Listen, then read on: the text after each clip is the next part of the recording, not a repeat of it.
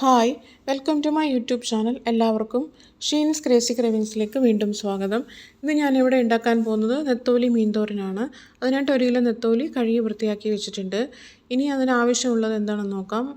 ഞാനിവിടെ പച്ചമുളക്, ചുവന്നുള്ളി, ഇഞ്ചി, വെളുത്തുള്ളി എല്ലാം ചെറുതായിട്ട് അരിഞ്ഞു വെച്ചിട്ടുണ്ട്.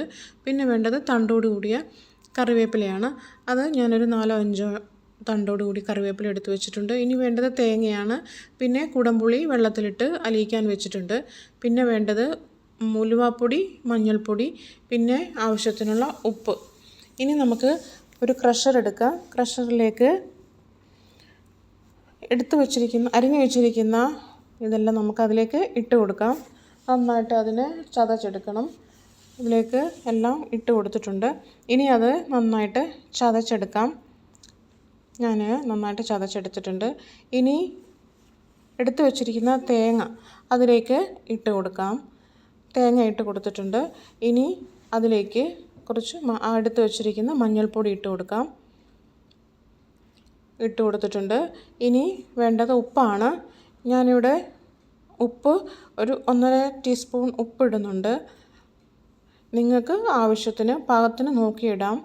ഇനി അത് നന്നായിട്ട് ചതച്ചെടുക്കാം. ചതച്ചെടുത്ത് ചട്ടിയിലെ മീനിലേക്ക് ചേർത്ത് ഇളക്കി വയ്ക്കുക. എന്നിട്ട് അതോടുകൂടി അതിൻ്റെ കൂടെ തന്നെ നമുക്ക് എടുത്തു വച്ചിരിക്കുന്ന പുളിയും കൂടെ ചേർത്ത് നന്നായിട്ട് ഇളക്കുക. അതിലേക്ക് കുറച്ച് വെള്ളം കൂടെ നമുക്ക് ചേർത്ത് കൊടുക്കാം. എന്നിട്ട് നന്നായിട്ട് ഇളക്കി കൊടുക്കുക. പുളിയുടെ വെള്ളം ഞാൻ എടുത്തിട്ടില്ല. ഇതിൽ നിന്ന് നന്നായിട്ട് പുളി ഇറങ്ങും. ഇനി വേണ്ടത് കറിവേപ്പില തണ്ടോട് കൂടിയത് നമുക്ക് അതിൻ്റെ മുകളിലായിട്ട് നിരത്തി കൊടുക്കാം. ഉലുവാപ്പൊടി ഇപ്പോൾ ചേർക്കേണ്ട, തിളച്ചതിന് ശേഷം ചേർക്കാവുന്നതാണ്.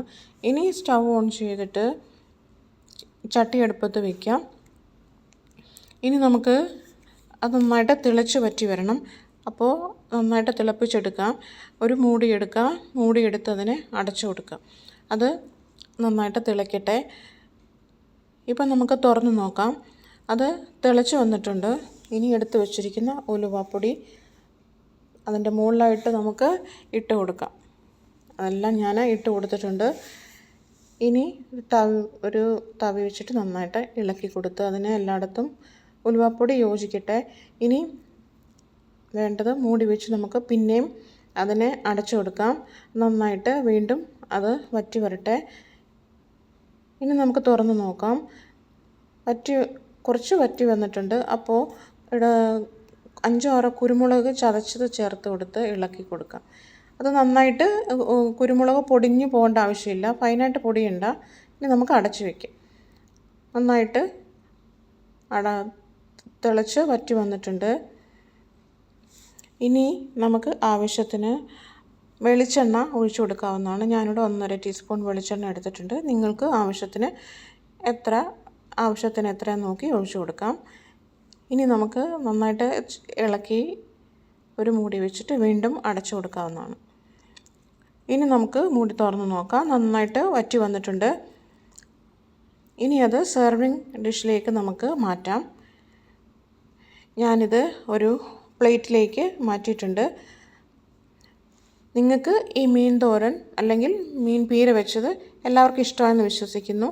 എല്ലാവർക്കും ഇഷ്ടമായെങ്കിൽ വീട്ടിൽ ട്രൈ ചെയ്ത് നോക്കണേ.